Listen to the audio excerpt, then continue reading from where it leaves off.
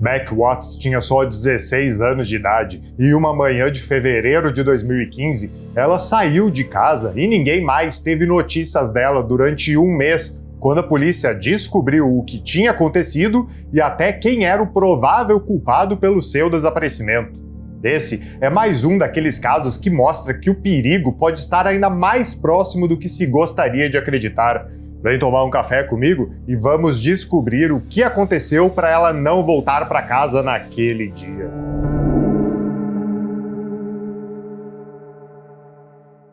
E aí, Terrófilo, Mauro Plachino aqui.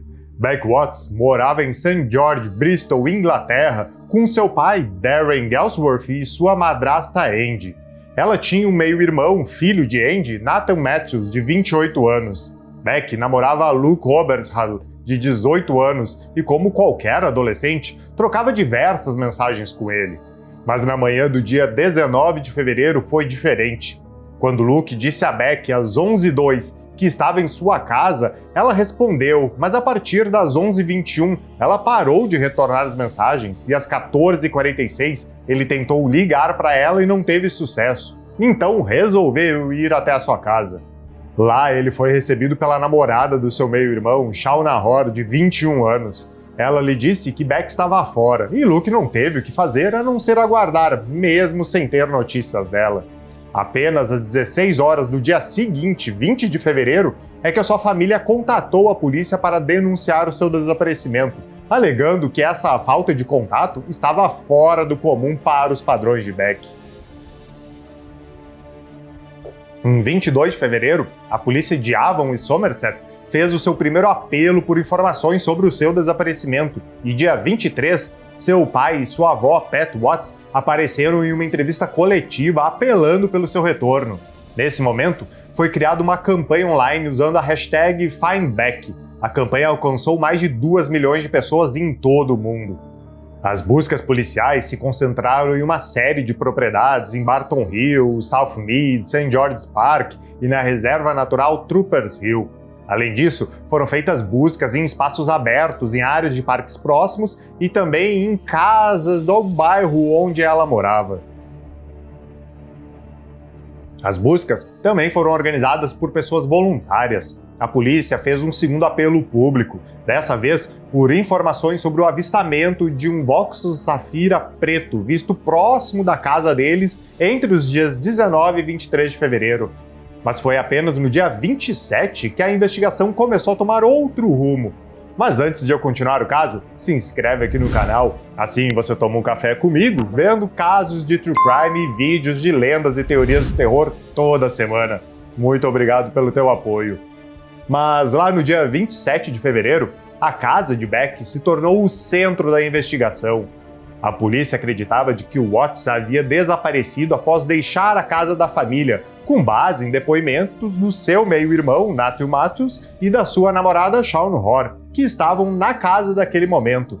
Eles disseram que não tinham visto Watts, mas ouviram a porta bater e presumiram que ela havia saído. Nesse momento, ambos entregaram os seus celulares à polícia.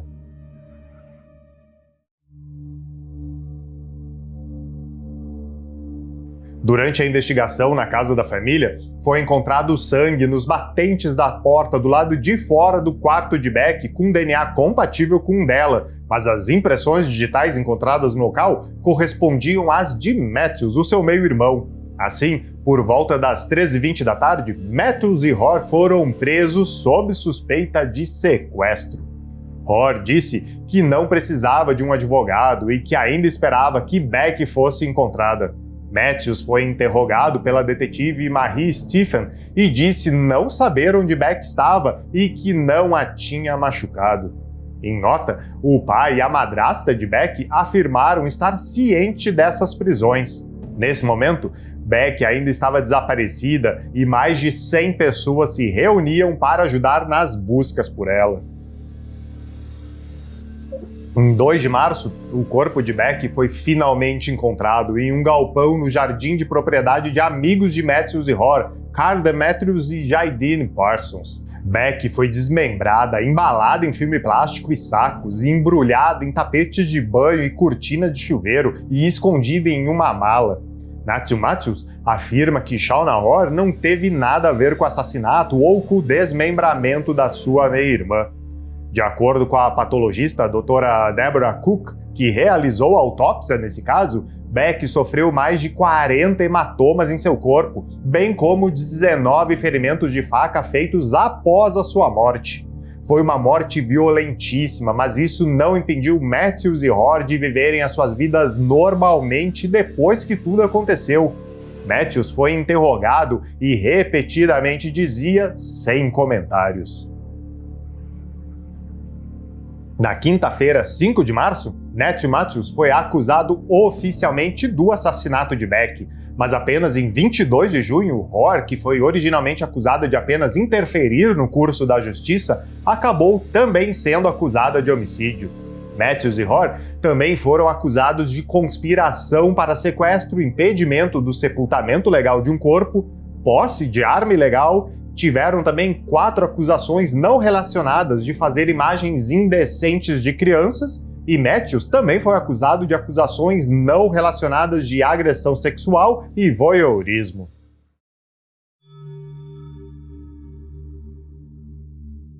É importante destacar que Matthews nutria obsessões secretas por pornografia com foco particular em meninas adolescentes.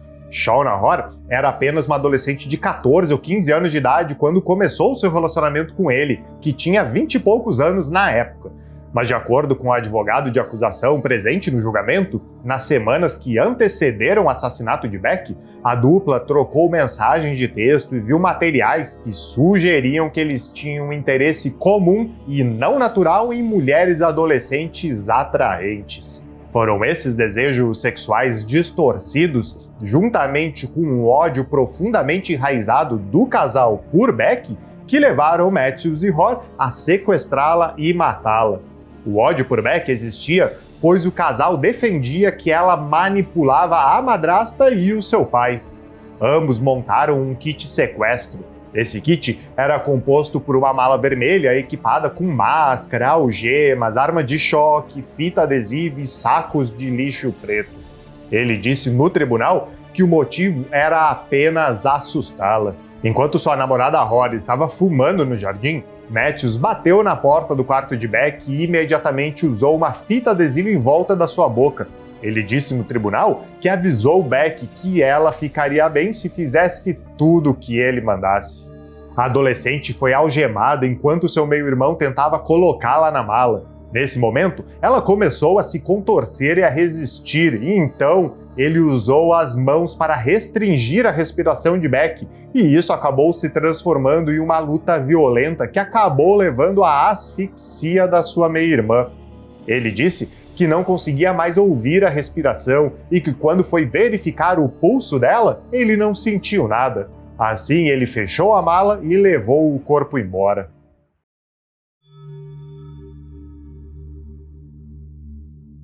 O julgamento do assassinato começou em 6 de outubro de 2015.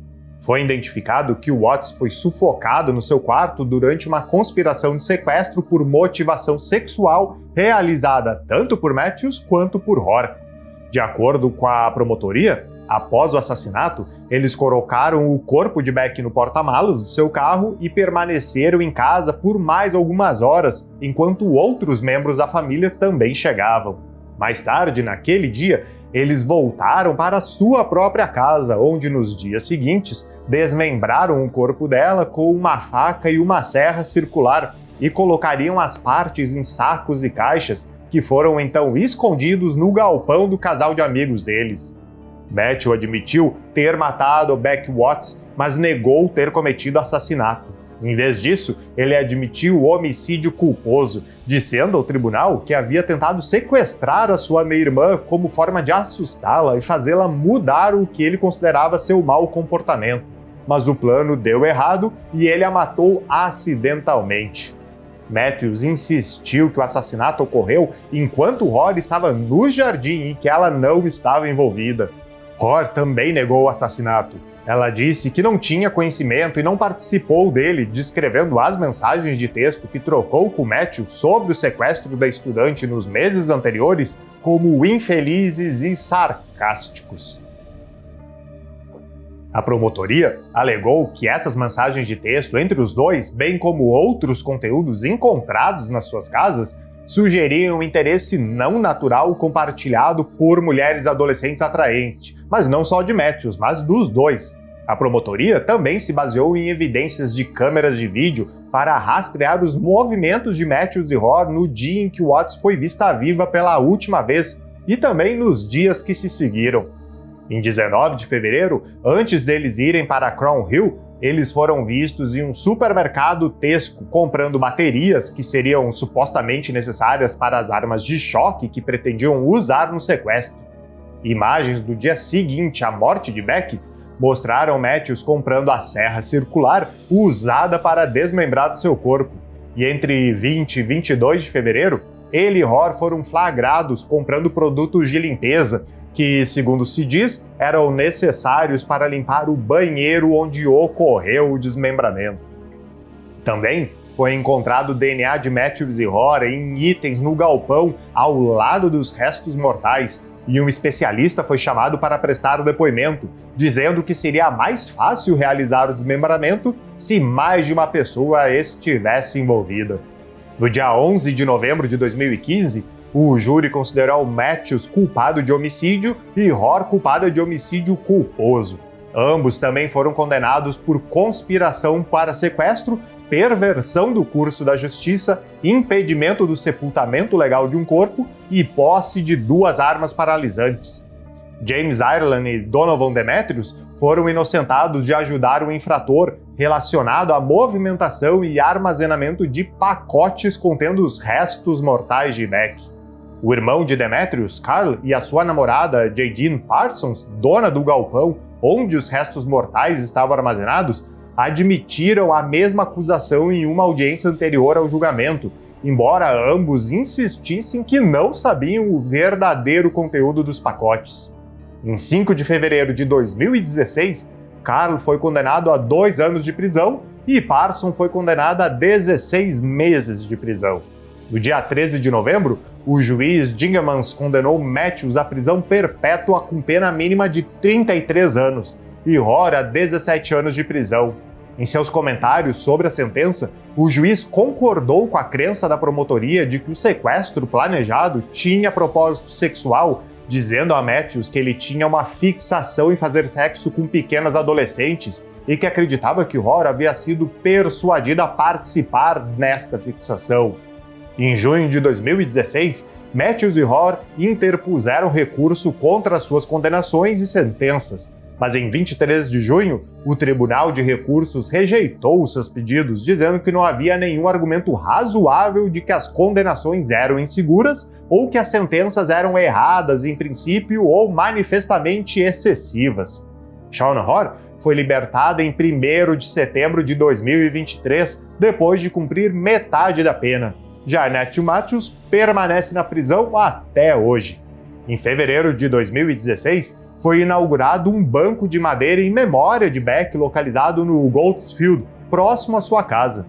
Além dele, um mural pintado foi erguido em sua memória em um parque perto da onde ela morava. Em março de 2016, o pai de Watts, Darren Ellsworth, lançou um livro de memórias que descrevia a vida da sua filha, o seu assassinato e o julgamento do caso. O livro se chama Beck, The Heartbreaking Story of Beck Watts. O livro foi publicado pela HarperCollins e mais tarde teve o seu nome alterado para The Evil Within. E aí, conhecia o caso de Beck Watts? Há um tempo, falamos também de outro caso de desaparecimento onde o culpado também estava mais próximo do que se imaginava. Era o caso Danielle Jones. Para assisti-lo, só clicar aqui do lado. Te espero aqui no próximo vídeo para tomarmos mais um café juntos. Um ótimo terror para ti. Até mais!